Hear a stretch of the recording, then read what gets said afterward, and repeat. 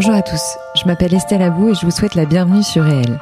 Avec ce podcast, je donne la parole à des personnalités qui ont un impact positif, réel, sur l'autre, l'économie, l'environnement ou les générations futures.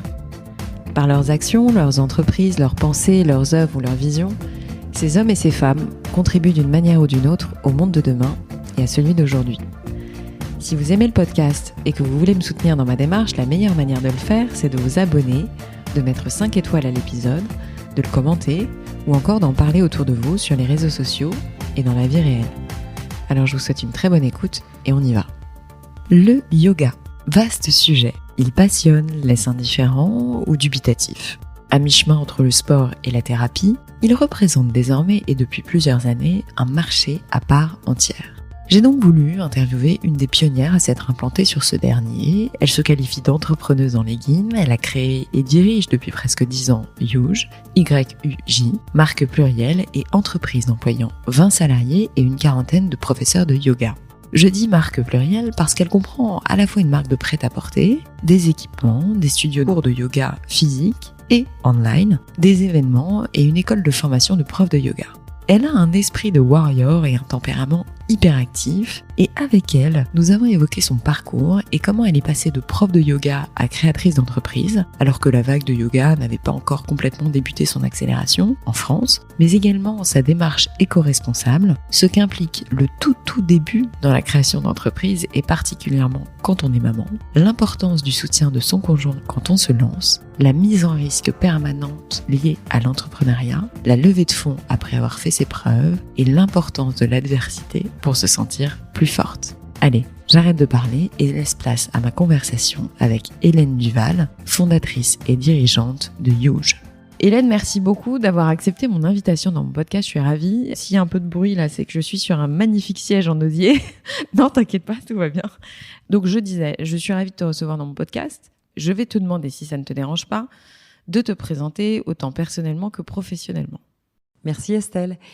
Donc je m'appelle Hélène Duval, j'ai 40... Attends, quel âge j'ai déjà 43, bientôt 44, que le temps passe vite. Ouais. Comment je pourrais me définir ? Entrepreneur en leggings, ouais. J'aime bien parce que finalement c'est ça, je passe mes journées en leggings à faire des postures de yoga parce que je suis professeure de yoga. Ouais, ouais. Et également chef d'entreprise, ouais. Donc, et maman de 3 enfants. Et épouse également. Aussi, et avec des amis vivant à Paris. Écoute, moi je suis assez impressionnée par ton parcours. J'avais entendu parler de toi déjà précédemment et le hasard a fait qu'on s'est rencontrés, même si je crois pas vraiment au hasard. Mais voilà, je suis toujours impressionnée par des femmes qui entreprennent, qui se posent pas trop de questions et qui construisent voilà, quelque chose de pérenne, qui en plus a un impact positif puisque le yoga, on va pas le dire et le redire, mais ça a un impact positif sur les gens. Mais est-ce que tu peux déjà me raconter comment tu en es venu à là, ton parcours dans les grandes lignes ? Alors, je vais pas te demander quelle note tu avais eu au bac, mais juste nous raconter un peu d'où tu viens, quel était ton environnement. Voilà, est-ce que tu avais des parents entrepreneurs ? Est-ce que tu avais été attiré par ce monde-là à un moment ou à un autre ? Qu'est-ce qui a, tu vois, fait un déclic pour que tu te lances ? C'était il y a 20 ans. Voilà, ça a commencé il y a 20 ans. Je termine mes études. Enfin, presque, parce que j'étais encore en dernière année enfin, j'avais un stage à faire. Et je pars au Japon. T'as fait quoi comme études ? École de commerce. Je pars au Japon et à mon retour du Japon, donc finalement, on pourrait dire rien à voir avec le Japon, mais je vais te dire pourquoi ça a un lien finalement. Comme tu as très justement dit, il n'y a pas de hasard. Donc je pars au Japon, je rentre à Paris et une très bonne amie à moi, elle fait son stage à Los Angeles. Ok. Et on se retrouve, on débriefe de nos stages, tralala, on se retrouve à Paris. Et elle me raconte son expérience de yogi à Los Angeles. Pour moi, ça ne me parle pas du tout, puisqu'à l'époque, le yoga, c'était... j'imaginais ça hyper sectaire, un peu Katmandou style, etc. Et le hasard, qui n'est pas un hasard de la vie, m'emmène dans un bureau de presse, parce qu'à l'époque, c'est pas comme aujourd'hui. On faisait des stages et des stages et des stages avant de trouver un job. Et le hasard de la vie m'emmène dans un bureau de presse où je passais mes journées à feuilleter des magazines. Et je tombe sur le Vogue, magazine pour lequel je vais travailler plus tard. Ouais. Encore un autre signe. Je tombe sur une page beauté avec Madonna, racontant son expérience de yogi adepte de l'Ashtanga Yoga. Madonna, fan absolue. Je regarde en tout petit l'adresse dans ce magazine et je m'aperçois que l'adresse est exactement à 1 minute à pied de chez moi dans le Marais. Encore un autre signe. Donc, je pousse la porte de ce studio. Et en fait, j'avais 20 ans. Et le yoga m'a littéralement transformé ma vie. C'est-à-dire que le moment où je suis rentrée dans ce studio de yoga, jusqu'au moment où nous sommes ensemble dans mon studio du 7e arrondissement à Paris, je n'ai jamais lâché cette pratique qui est pour moi avant tout une hygiène de vie et qui m'a donné la force d'entreprendre, de devenir maman, de monter l'Everest avec un petit doigt, parce que tout, c'est la vie, en fait. C'est les up and down de la vie. Voilà. Donc, tu es prof de yoga, on peut le préciser quand même. Ah oui, ça c'est vrai. Oui, on le précise. Ouais, je suis surtout prof de yoga. Oui, à la base, tu es quand même prof de yoga. Et qu'est-ce qui a fait que tu t'es décidée, en fait, tu m'avais raconté ça quand on s'est vu cet été, mais voilà, de prof de yoga à chef d'entreprise avec plusieurs studios de yoga. J'aime bien le cheminement, tu vois. Qu'est-ce qui a fait que ça s'est produit finalement? Parce que toutes les profs de yoga ne deviennent pas chefs d'entreprise. Maintenant, je peux regarder en arrière dans les rétroviseurs et te raconter l'histoire. Mais quand j'étais professeur de yoga, je travaillais dans les médias, ma dernière expérience c'était au Vogue, où moi je travaillais au service commercial et je gérais les annonceurs mode du magazine, donc rien à voir. Mais en parallèle, je faisais du yoga. Et à 30 ans, j'aime bien, moi, dater ma vie comme ça. J'aime bien, il y a des moments forts. À 30 ans, j'ai des... Retour de Saturne. Enceinte de mon premier enfant, j'ai décidé de ne plus travailler dans cet univers qui, pourtant, était super privilégié, glamour et tout. Mais en fait, je m'y retrouvais plus. Je trouvais... ça ne te correspondait pas vraiment. Ouais, je trouvais qu'il y avait trop de paradoxes avec ce que je vivais sur mon tapis de yoga et puis ce qui m'alimentait chaque jour, en fait, ce qui me faisait vivre financièrement. Et donc, je me souviens de cette soirée où je rentre à la maison et j'avais rencontré mon mari quelques mois auparavant, qui lui était déjà entrepreneur. Et je lui dis, écoute, j'en ai marre, je suis plus dans le truc. Mais j'étais un peu mal de lui raconter ça, parce qu'au final, j'étais enceinte et que ça allait quand même chambouler notre vie, et qu'il fallait aussi des revenus avec l'arrivée du nouvel enfant, du bébé, à Paris. Et j'adore cette phrase, j'aime bien la transmettre. Il me regarde dans les yeux et il me dit, non, mais t'es pas obligé d'y retourner. Comment ça, on n'a pas gagné au loto? Non. Tu fais ce que tu veux à partir de maintenant, mais tu le fais avec passion. Et cette phrase... Meilleur conseil de ta vie, non? Ah non, mais en fait, ça m'a changé mon mood, mon mental, mon alignement dans mon chemin de vie. Et voilà, de professeur de yoga, en même temps salarié d'une très jolie entreprise, du reste, je suis devenue chef d'entreprise en leggings. Ça a commencé par une marque. On peut le dire quand même, non? À donc, la base, comment ça a commencé au final? Il n'y a jamais eu de plan, j'ai jamais fait de stratégie, j'avais fait de business plan, ça peut hérisser le poil de certains, mais jamais. Puis d'ailleurs, je ne ferai pas parce que je trouve que c'est une passion avant tout. Donc moi, ce que je transmets aujourd'hui, c'est l'authenticité de ce que je suis, ma passion pour le yoga, ce qui m'a changé ma vie et ce que j'essaie de démocratiser au plus grand nombre. Donc quand j'ai décidé de transmettre l'enseignement du yoga, j'ai commencé à avoir beaucoup d'élèves. 1, puis 2, puis 3, puis beaucoup d'élèves. Que tu recevais chez toi. Que je recevais chez moi, j'allais également chez elles. Beaucoup de cours particuliers. Il faut savoir qu'à l'époque, on est en 2009, 2010, le yoga a été vraiment anecdotique à Paris. Et j'étais fort malheureuse parce que, vivant à Paris, aimant la mode, pour y avoir travaillé, étant bercée même par mon histoire personnelle, j'étais habillée comme un sac toute la journée. Enfin, c'était horrible. J'étais presque en pyjama toute la journée. Et moi qui suis vraiment pas sportive, il n'était pas question que je m'habille dans une marque de sport. Enfin, pas du tout, pas possible. Et c'est là où j'ai eu l'idée de créer la première marque française de vêtements et d'accessoires de yoga, mais sans imaginer de me dire que ça allait devenir un business super juteux, parce qu'à l'époque, personne ne faisait vraiment du yoga. C'est juste que je voulais me faire mon propre dressing. Il n'y en avait même pas dans les grandes marques de sport, de mémoire. Il y avait Stella McCartney qui commençait avec Adidas. Ouais. J'aimais beaucoup d'ailleurs, mais il y avait Adidas. Ouais. Donc, Stella McCartney, oui, mais Adidas, moins. Ouais. Et il y avait des marques américaines. Ouais. Mais bon, c'était pas, enfin, marque américaine, donc pas pour moi, parisienne, voulant allier à la fois le style, l'élégance et puis la technicité dans ma pratique de yoga. Donc c'est comme ça qu'est né Huge en fait. Magnifique. Et donc du coup, tu crées ta marque, ça marche, tu commences à la distribuer, t'as ta salle chez toi qui se remplit de plus en plus avec tes élèves. Et puis un jour, on te dit, enfin, je crois que c'est ton époux, non, qui te dit, il serait peut-être temps que tu te trouves un vrai studio et que tu arrives à structurer un peu un endroit pour recevoir tout le monde, quoi, non? Alors, ça marche pas du tout. Au départ, ça marche pas du tout. Ah bon? C'est-à-dire que je crée cette marque, mais comme je ne fais pas de stratégie, de business plan, d'études de marketing et tout ça, je sais bien que le marché du yoga n'est pas développé, mais à ce niveau-là, mais pas du tout en fait. Donc personne n'achète mes collections. Okay. Donc je vis quand même une traversée du désert pendant quelques petites années, mais toujours avec cette espèce de... Je pense que quand on est habité, quand on a la passion, un truc comme ça, une espèce de flamme à l'intérieur, on est capable de tout. Donc en fait, c'était pas complètement... De tenir la longueur surtout. Ouais, c'était pas du tout en mode enfant gâté, je veux faire ça, parce qu'en plus j'avais même pas l'argent pour le faire. C'est que je savais au fond de moi que ça allait devenir un phénomène sociétal, pas un phénomène de mode. Donc il fallait tenir. Donc je tenais bon, je faisais des ventes privées à la maison avec les filles à qui je donnais mes cours de yoga, enfin artisanal, hein. J'allais le week-end au bois de Boulogne avec mes tapis de yoga, donner des cours de yoga à des filles. Parfois j'avais 2 élèves, parfois j'en avais 20. Enfin bon, voilà, j'ai bossé. Je pense qu'aujourd'hui, avec du recul, et c'est le conseil que je peux d'ailleurs donner maintenant, il y a rien sans travail. Mais vraiment. Et à l'heure où je fais j'ouvre un peu une parenthèse, parce que je pense que ça peut intéresser les auditeurs. Je pense que quand on voit aujourd'hui les réseaux sociaux, Instagram et compagnie, on se dit, oh là là, ça a l'air tellement facile de poster une photo et puis derrière de gagner beaucoup d'argent. Ça, j'y crois pas une seule seconde. Rien n'arrive sans travail.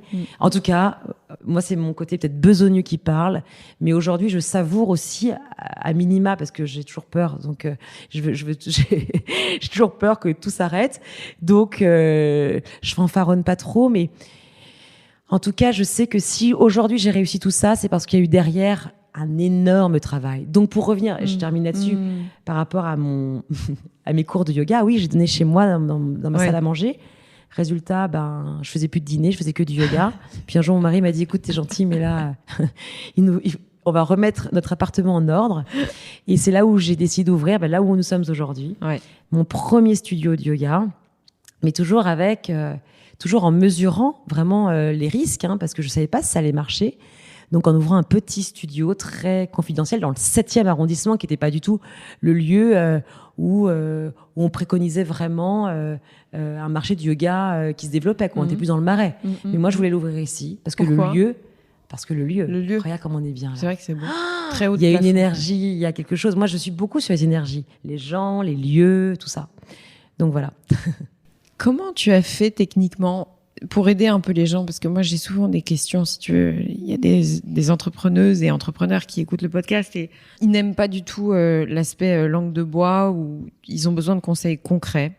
Techniquement, quand on ouvre quelque chose, quand on fait quelque chose, je résume en disant, on me rétorque souvent quand on dit faut y aller, faut se lancer, etc. Oui, mais j'ai pas d'argent. Comment je fais? Et j'avoue que parfois, c'est pas évident de répondre. Tu vois, si ce n'est par des exemples concrets. Alors, je te demande pas de révéler des secrets de guerre ou ne parle pas de ce dont tu n'as pas envie de parler, parce que c'est toujours un peu délicat de poser cette question. Mais c'est vrai que le premier euro dépensé, si tu veux, c'est le plus important quand on est entrepreneur. C'est de se dire, OK, de 0 à 100, c'est plus dur que de 100 à 1000. Je le pense. Donc, comment on fait? Tu vois, techniquement. Et quand bien même on a des gens pour nous aider, parce qu'on n'est pas non plus, tu vois, je vais pas te dire que rien ne se fait sans aide, mais voilà, moi j'aimerais donner aussi un peu d'espoir aux gens en leur disant voilà, on part pas forcément tous avec des millions d'euros. Est-ce que tu penses que tu peux répondre à cette question? Alors, et d'ailleurs je te rejoins, je vais être totalement transparente avec toi, certainement pas langue de bois, parce que c'est vrai que ce qui est un peu rageant, c'est de se dire que pour certains tout est facile, et puis malgré le fait qu'on ait la niaque et on ait envie d'entreprendre, on se dit non, on a cette barrière, il faut pas, c'est la plus importante, c'est l'argent. Alors moi je vais vous raconter mon histoire en très peu de temps, parce que je peux être très bavarde, mais en très peu de temps. J'avais pas gagné au loto, je suis pas héritière, mon mari non plus. Et qu'est-ce que j'ai fait quand j'ai décidé de créer, parce que créer une marque, ça demande beaucoup d'investissement pour payer les fournisseurs. Voilà, je cousais pas dans mon salon les vêtements. Donc déjà, il faut convaincre. Donc moi, j'ai dû convaincre mes fournisseurs. C'était très compliqué d'ailleurs de trouver des fournisseurs pour créer mes collections. Donc déjà, il faut un vrai sens de la persuasion. Mais encore une fois, quand je pense qu'on est passionné, ça fonctionne. Donc première barrière, il faut que vous soyez sûr de votre pas sûr avec une boule de cristal, sûr à l'intérieur de vous. Il faut que ça grignote comme au début d'une relation amoureuse où on a comme ça le cœur qui bat. Moi, j'ai déjà eu ce truc-là. Ensuite, la deuxième chose, je vais être transparente, j'ai investi 50 000 euros. Ça paraît pas énorme, 50 000 euros. C'est 50 000 euros à perte totale. Alors, comment je me suis débrouillée? J'ai demandé autour de moi 10 000 euros par-ci, 10 000 euros par-là. J'avais acheté un appartement quand j'étais salariée sur lequel j'avais un énorme crédit que j'ai vendu avec une toute petite plus-value parce que c'était complètement débile de le vendre maintenant, mais j'avais pas le choix. Et puis, j'ai gagné un petit peu, puis un petit peu, puis un petit peu, puis le plus. Puis, j'aime pas trop, moi, demander de l'aide. Je me sens toujours un petit peu gênée, redevable. Et puis, en plus, je savais pas si ça allait marcher. Enfin, je pensais bien que ça allait marcher, mais bon, quand on a des tierces personnes avec nous, ça rajoute une pression supplémentaire. Donc, j'ai emprunté très peu. J'ai tout mis ce que j'avais, carte sur table. J'ai eu la chance, en revanche, parce que sinon ça serait trop facile, de dire ça. Mon mari a accepté, alors que lui-même était entrepreneur et pas dans une vie, un moment de vie très, très évident, mais peu importe. Il a accepté de prendre en charge tous les frais quotidiens. Voilà, pour que je me consacre. Mais on n'a vraiment pas vécu sur l'heure. Et en plus, encore une fois, à Paris, voilà, maintenant je veux pas faire pleurer, etc. Non, mais la vie coûte cher. Mais on peut commencer avec pas grand-chose, voilà, en sollicitant quelques personnes et puis attendez, après on va pas non plus être hypocrite. Quand on crée son business, on part pas non plus en 0-0. Ben, bien sûr. Il faut faire les économies, il faut quand même être un tout petit peu. Tu fais bien de le rappeler. Donc du coup, tu ouvres le premier lieu dans lequel nous sommes et ensuite tu te développes comment ça fonctionne? Donc de la marque de vêtements à ce lieu, donc c'est cool 3 ans et demi. Où je vivote avec ma marque, c'est ce que je te disais, ça marche pas, il y a du tonnerre, il y a pas de marché en France, mais bon, je sens qu'il y a un truc qui est en train de se passer. Et pour démocratiser ma pratique, pour que les gens me connaissent, pour essayer de fédérer autour de mon yoga qui moi m'avait changé ma vie quelques années auparavant, j'organise des événements, des tout petits, au Bois de Boulogne le week-end, d'accord, avec papa qui pousse la poussette autour pendant 1 heure en attendant que maman termine de donner son cours de yoga. C'est la réalité et je le renie pas. Et puis en parallèle, c'est trouver des événements qui vont aussi me mettre pour la marque que j'avais créée, parce que c'est une marque, Huge, une marque social good, parce que c'est pas juste de faire des leggings. Derrière, ces vêtements, ils devaient aussi avoir une valeur sociale. Donc, à l'époque, on parlait pas de l'éco-responsabilité, et pourtant ils étaient déjà éco-responsables. Mais au-delà de ça, je me suis rapprochée de l'association Mécénat Chirurgie Cardiaque, et on a finalement commencé ensemble les Yogis du cœur, des grands rassemblements pour la bonne cause, pour sauver des enfants, pour leur offrir en tout cas la possibilité de se faire opérer en France par cette femme que j'admire énormément, le professeur Leca. Voilà, je ferme la parenthèse. Et donc, je me suis associée, entre guillemets, à eux pour organiser ces événements en tant que professeur. Et le peu d'argent que j'avais, le peu qui me restait, je créais des t-shirts Huge que je distribuais à toutes les personnes, où on faisait payer les gens qui venaient plutôt à ces événements pour l'association. Et j'ai commencé comme ça. Donc, j'ai fait le Grand Palais avec 2000 personnes, Versailles, 1000 personnes. Et là, je me suis dit, OK, il se passe un truc. Et voilà, j'ai fait les événements aussi pour promouvoir mon enseignement du yoga, et puis évidemment la marque aussi derrière. Magnifique. C'est important de le rappeler, ça. Que pour lancer une marque, on peut faire aussi du marketing direct au sens événementiel et rapprocher, réunir des gens, etc. Ça aussi, c'est un moyen, on va dire, peu coûteux, à fort impact et en plus qui, si c'est caritatif. C'était caritatif, mais aussi Estelle, je me permets de juste terminer parce que c'est vrai que j'ai pas répondu à ta question. J'aurais pu parler encore. Voilà. Ce lieu 2017, parce que justement, la communauté, je vois bien, est en train de se créer, il se passe un truc, etc. J'ouvre ce lieu et là, on lève de l'argent. Voilà, parce que j'avais fait mes preuves en montrant qu'il y avait un marché, que la marque commençait à aller de mieux en mieux. On dit toujours, c'est comme l'amour, hein, ça 3 ans. Si c'est au bout de 3 ans, si ça marche pas, je suis d'accord. Et ben c'est un peu ça au début. Et puis après, il y a l'étape d'après, c'est 7 ans. Puis après, là. Donc là, j'en suis à 7 ans maintenant. Mais j'ai grandi. Mais c'est ça, 3 ans pour montrer, pour prouver aussi que j'étais toujours là. Et après, j'ai levé de l'argent pour développer tous mes projets. Friends and Family ou des fonds, enfin non, plutôt Pas Friends de and fonds. Family. Pas de fonds, Friends and Family, des investisseurs privés. Voilà, ouais. Comment Moi, je suis toujours... parce que je te vois hyper punchy, avec une énergie dingue. Enfin, moi, c'est ce que j'ai dit quand je t'ai rencontré à la personne qui nous a présenté. Mais honnêtement, tu as une énergie qui transpire, malgré le fait que ce soit que audio. Et je suis toujours curieuse de savoir comment tu fais, techniquement, outre le yoga. Mais est-ce que tu as des ressources? Est-ce que tu as des rendez-vous pour te ressourcer? Est-ce que tu as indépendamment de ta pratique yogi, est-ce qu'il y a des rituels que tu as? Est-ce que tu as des rythmies? Est-ce que tu as besoin d'un cadre régulier, hyper précis tous les jours? Parce que je suis convaincue que les gens qui ont comme ça une forme d'énergie stable, ils ont leur manière de vivre. Enfin, en tout cas, c'est ce que m'avait dit Frédéric Lenoir, si tu veux. C'est on a tous nos bas, on a tous des up and down, voilà. Mais il y a un moment où on se crée un cadre qui fait qu'on résiste d'une certaine manière aux aléas de la vie, tout simplement. Et moi, je suis toujours épatée de voir, tu vois, cette force intérieure chez les gens comme toi. Je me dis, mais ils ont forcément, il y a forcément des tips, il y a forcément un truc. Tu vas certainement me dire, je sais pas, ta famille, tes enfants, peut-être, je sais pas. Alors eux, ils me bouffent plutôt mon énergie en ce moment avec la rentrée des classes. Mes 3 enfants. Alors, écoute, parce que pareil, on pourrait en parler pendant des heures. J'ai vécu à l'âge de 11 ans, j'ai eu une très grave maladie, voilà, et qui m'a plongée en coma.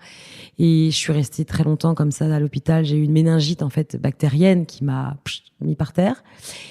Et je crois que je dis pas comme toutes les personnes qui ont vécu quelque chose de grave dans leur vie, mais il y a quand même un point commun. En tout cas, toutes les personnes que j'ai rencontrées, parce que j'ai donné des cours dans les hôpitaux, etc. Et je vois bien, en fait, ces personnes qui ont vécu quelque chose de très fort dans leur vie ont une espèce de faim, de soif de vivre, qui effectivement, moi, j'ai pris conscience de ça très jeune, parce qu'à l'âge de 11 ans, on rentre au collège. Donc moi, ma 6e, je l'ai faite à moitié. Et en fait, j'ai conscience que la vie passe très très vite, que il faut toujours aller de l'avant, toujours. Et puis d'ailleurs, on vit dans une société, enfin regarde, avec la crise crise sanitaire que nous sommes en train de vivre, parce que je pense que c'est pas encore terminé. Il faut vraiment prendre conscience de ça, de vivre chaque instant comme les meilleurs. Et moi, j'ai faim et soif, vraiment. Je suis une boulimique de la vie. J'aime la vie, je sais que ça va pas durer très longtemps. Comme je dis souvent à mes élèves, arrêtez de vous plaindre parce qu'il y a un début, il y a une fin. En fait, il n'y a pas de suspense. En fait, c'est ça qui est dingue, c'est qu'il n'y a pas de suspense. Puis entre les deux, en revanche, c'est notre chemin de vie. Alors, il y a plusieurs options. Soit tu peux te dire, écoute, je suis pas bien, je suis moche, je suis nulle, je suis ci, je suis ça. Bon, voilà. Good luck. Soit tu te dis, j'y vais. Puis de toute façon, il y a la fin, hein, pour tout le monde, ce sera la même chose.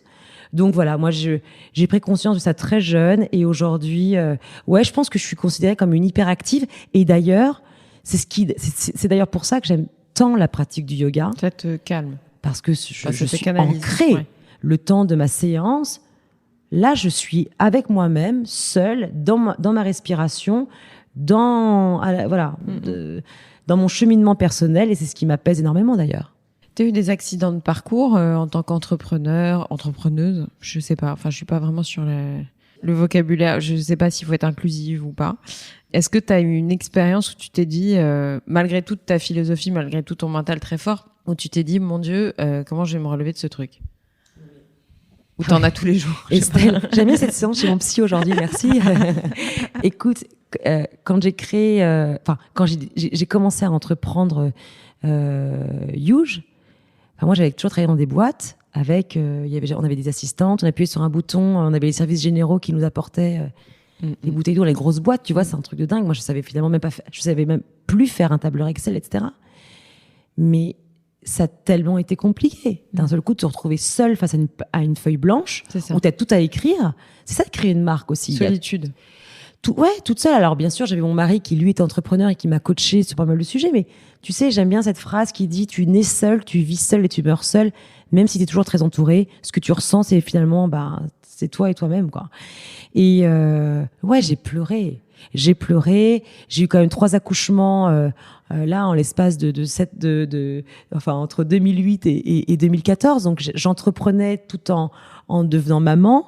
Donc j'apprenais aussi une nouvelle vie, parce que devenir maman c'est quand même pas simple. Il y a pas de livre, contrairement à ce qu'on croit. Il y a pas de recette. Comme pour être entrepreneur, il y a pas de recette non plus. Et donc être tout le temps en risque. Je me suis mise non-stop en risque. Ça m'a beaucoup fatiguée. Et puis mais je crois que il faut le faire. Enfin, quand on a cette flamme intérieure, cette puissance qui te dit mais fais-le, mais pourquoi tu ne le fais pas? Fais-le, c'est maintenant. Bon ben voilà. Alors oui, j'ai pleuré, oui, j'ai voulu tout lâcher. Puis en même temps, moi j'aime bien l'adversité. C'est là où je me sens encore plus forte. Je vais juste raconter cet exemple en quelques secondes. Je venais de créer ma marque et puis, je vais pas dire le nom de la banque, mais une banque d'investissement très réputée. Je vais rencontrer donc cette fameuse personne qui était en charge de la mode, des investissements mode. Puis je lui expose mon projet. Là, j'avais fait un beau tableur Excel. Puis là, la fille me regarde et elle me dit non mais vous voulez pas plutôt vous orienter vers la boxe ou le activewear féminin, parce que le yoga c'est quand même très anecdotique et puis surtout c'est très niche. Eh ben, je pense que je la remercierai jamais autant. Elle t'a rendu service. Parce que je suis sortie de ce rendez-vous, j'avais 2 options. Soit j'arrêtais tout, parce que c'est quand même une grosse banque d'investissement. Soit au contraire, c'est le contraire, Moi, ça m'a donné la niaque pour lui montrer que, elle avait rien compris. Et que moi, je voyais bien ce qui se passait à l'étranger, que le yoga allait devenir, de toute façon, ce qu'est le yoga aujourd'hui. T'as des objectifs encore dont tu peux nous parler? Est-ce que t'as des grandes étapes en tête? Est-ce que tu sens un développement venir particulier? Je sais pas, un truc sur lequel tu peux communiquer, parce que j'ai bien compris, t'inquiète pas, avec le nombre d'entrepreneurs que j'ai interviewés, je sais très bien que les stratégies, elles sont pas forcément facilement communicables et c'est normal, mais voilà, est-ce que t'as des choses sur lesquelles tu veux communiquer, tout simplement? Ouais, moi je suis assez transparente parce que je trouve que puis j'aime pas trop ce mot business, je préfère ce projet. Pour moi, ce projet, c'est un projet communautaire. Youch sans élèves, sans salariés, qu'avec moi, c'est un peu tristoun quand même. D'ailleurs, je t'ai pas demandé de combien de salariés, enfin, de qui tu étais entourée, en fait. 20 salariés et on a 45 professeurs, même bientôt 50. Et on a une école de formation, d'ailleurs, où on forme nos professeurs. Mais c'est vrai qu'on n'a pas beaucoup parlé de ta marque, c'est pas bien. Non, indépendamment de la marque, comme ça va attiser un peu la curiosité. Les gens iront voir le site youch.fr au passage. Youch avec un J. Oui. Mais non, moi j'aime bien partager. Il y a rien de secret en fait. Aujourd'hui, j'ai des studios de yoga au nombre de 7. Donc en 3 ans, c'est ça. Oh, mon Dieu, en 3 ans, on a ouvert autant de studios avec la crise Covid et tout ça. Parce que je compte pas 2020, donc voilà. 2017, 2021, sans 2020. Parce qu'on a quand même été fermé presque 1 an et demi. 7 studios, on a un studio digital aussi qui continue de durer parce qu'on avait créé ça pendant le confinement. On a une plateforme de vidéo à la demande, on a nos vêtements, des retraites, une école de formation. Bref, tout ce qu'on fait, c'est autour du yoga. Et en fait, tout ce qu'on fait, c'est aussi, déjà évidemment, il y a un peu un flair, une intuition aussi où je me dis tiens, il faut faire ci, il faut faire ça. Mais c'est notre communauté, nos clients qui nous boostent aussi. Et c'est pour ça qu'on ouvre autant de studios. Et c'est pour ça, donc, mes prochains projets, c'est toujours du yoga.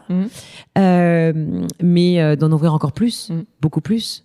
Et j'aimerais franchiser mon concept. Mais alors, voilà, aujourd'hui, j'ai pas encore d'expertise sur le sujet. Donc là, pour le coup, je vais vraiment me poser. Je vais observer, je vais me documenter. Puis après, je vais déployer. Magnifique. Je te présenterai quelqu'un sur la franchise si tu veux. Merci Estelle. On va bientôt se quitter, même si j'aimerais parler longuement avec toi. La grande question irrésolue de ta vie aujourd'hui, est-ce que tu as une grande question philosophique est-ce que t'es pas obligé d'en avoir, mais je me pose toujours la question. Est-ce que y a un truc qui reste sans réponse pour toi? Ouais, alors ça c'est mon côté un peu très sensible, parce que du signe de Scorpion qui paraît très fort comme ça, se cache un être très sensible. Et il y a un truc inexpliqué. Alors on dit parfois c'est très français, mais moi j'aime pas cette expression. Je trouve ça. Pourquoi est-ce que lorsque l'on entreprend, alors qu'on mouille la chemise et que c'est si difficile, on attise autant parfois de regards malveillants autour de soi. Et ça, c'est vraiment un truc que je trouve triste. D'accord ? Je trouve que la concurrence est importante parce que c'est comme ça aussi qu'on crée un marché. Parce que tout seul, c'est quand même pas drôle. C'est comme ça qu'on se booste aussi. Et c'est vrai que le marché du yoga en France, qui peut-être était très anarchique il y a quelques années et est en train de s'organiser, a quand même fédéré des entrepreneurs, pas toujours justement dans moi ce que je pensais, parce que être ultra bienveillant. Le soutien, et j'ai quitté la presse féminine parce que justement, je trouvais que c'était parfois un peu les relations humaines étaient un peu superficielles, mais en fait, je pense dans tous les secteurs c'est comme ça, mais dommage en yoga. En fait, c'est un truc que je ne comprends pas et qui m'attriste un peu parce que je trouve qu'on est dans une société aujourd'hui où le yoga est en train a une place vraiment hyper importante. Il faut qu'on fasse tous du yoga. J'arrête pas de le marteler depuis des années. Mais parfois, les professeurs ou les entrepreneurs le sont pas toujours et c'est dommage. Voilà, on devrait faire une grande confédération des entrepreneurs du bien-être parce que je pense qu'on a besoin de nous aujourd'hui. Tu as raison, surtout en entreprise. Enfin, moi, c'est mon opinion. Après, oui. Mais je pense que c'est indispensable. Je termine toujours les interviews avec les mêmes questions. Il y en a 3. Ta vision de la France. Alors, t'es pas obligé de répondre de manière je me présente à l'élection présidentielle. Hein, tu réponds avec bien ton incapable. feeling pur. Non, mais voilà, c'est qu'est-ce que tu ressens voilà, dans la France dans laquelle on est actuellement. Ça peut être positif comme négatif, ça peut être neutre. Ensuite, il y en a une deuxième, c'est un coup de cœur. Et la troisième, c'est un coup de gueule. Tu peux inverser, tu peux ne pas en avoir, il n'y a pas de problème. Mais coup de cœur, ça peut être livre, pièce de théâtre, film, rencontre, ta boîte, je ne sais pas. Coup de gueule, pareil, t'es pas obligé d'en avoir. Et ça peut avoir un lien avec ta vision de la France, tout ça. Enfin, voilà. Alors déjà, moi, j'adore la France. J'aime mon drapeau et puis j'aime être ici. Et pourtant, j'ai beaucoup voyagé. Plusieurs fois dans ma vie, je me suis dit, tiens, et si j'allais vivre là, là, là et là. Puis j'ai fait des tentatives, je suis allée à Miami, puis je suis revenue. Quelle chance d'habiter la France. Voilà. Et on l'a bien vu d'ailleurs en période Covid. Je crois qu'on a été un des pays les plus privilégiés à tous les niveaux. Subventionné à fond. Enfin, bizarrement, pas mon entreprise. Mais bon, on a résisté. On n'en a pas parlé de ça. Ouais, non, zéro aide, mais c'est pas grave. On sortira encore plus fort de tout ça. Mais bon, ça c'est encore un autre sujet. Mais non, moi j'aime mon pays. J'aime l'élégance, j'aime la gastronomie, j'aime la beauté des femmes, des hommes et tout ça. J'aime bien l'Italie aussi. Mais en tout cas, voilà, j'aime la France. Coup de cœur, tiens, le coup de cœur, écoute, voilà, Estelle, mon coup de cœur estival. Et tu vois, dans des circonstances en plus un peu dans des tristes. circonstances, ouais, parce que voilà, pour ceux qui nous écoutent, parce que sinon vous n'allez pas comprendre, en 2 secondes, j'ai une maison dans le sud de la France, on était dans les incendies, et Estelle et son mari nous ont gentiment accueillis comme des pauvres sans papier à la rue avec les 3 enfants. Ouais. Mais en fait, voilà, mon coup de cœur, c'est, tu vois, ce que je disais avant, je faisais mon coup de gueule, tu vois, sur les gens qui sont pas toujours bienveillants, et surtout dans un secteur d'activité où on devrait tous se serrer les coudes. Mon coup de cœur aussi, c'est, à contrario, c'est des rencontres. Et en fait, tous les jours, je fais des magnifiques rencontres. Et puis, d'ailleurs, l'histoire de Huge, c'est une histoire de rencontres, d'étoiles. 1, puis 2, puis 3, puis hop là, ça s'est aligné, et c'est ça. Donc moi, c'est très humain. De toute façon, j'aime les gens, donc voilà. Après, j'aime aller au théâtre, j'aime lire, mais derrière, il y a toujours des hommes et des femmes. Donc c'est avant tout ça. T'as raison. Donc voilà. Est-ce que tu as une dernière chose que tu as envie d'ajouter avant qu'on merci. se quitte? Merci de m'avoir interviewé. C'était longtemps que j'avais pas tenu un micro. Mais ça va peut-être enfin, moi, je serais curieuse de tu vois, ça s'est allumé quand je t'ai entendu sur la période Covid, justement. Comment on résiste à ça? Tu vois, enfin, excuse-moi, je reviens un peu en arrière, mais c'est vrai que vous avez pas eu d'aide. Les centres de yoga, etc., vous avez eu rien du tout. Alors, je sais pas si tout le monde n'a pas eu d'aide. Moi, j'ai pas eu d'aide, mais je vais être transparente, comme ça tout le monde saura. J'aurais mis ma boîte à nu aujourd'hui. Non, t'es pas obligée. Si, parce que je trouve que c'est pourquoi cacher quelque chose qui est vrai. Quand j'ai créé Huge, en fait, j'avais pas... Déjà, j'ai pas eu ma boule de cristal pour voir la crise arriver, comme personne d'ailleurs. Et en fait, moi, la marque de vêtements était impliquée avec les studios. Donc, en fait, c'était une marque de vêtements. Les impôts, si vous m'écoutez, s'il vous plaît, ce sont 2 activités qui n'ont rien à voir. Ouais. Voilà, mais ils ont pas compris. D'accord. Donc, je me suis retrouvée avec 0. Mais tu sais, Zéro, mais on a tellement travaillé sur mon studio digital avec toute l'équipe de professeurs. C'est peut-être un mal pour un bien, ouais. Ouais, on a aujourd'hui c'est facile de dire ça après coup. Si, t'as raison, mais en fait, on était plutôt parisiens. Et maintenant, on est très francophone. On a des gens de Casablanca, du Québec, qui nous suivent en ligne. On a une très belle communauté. C'est génial. Donc finalement, regarde, génial. Très belle continuation. Merci mille fois, Hélène.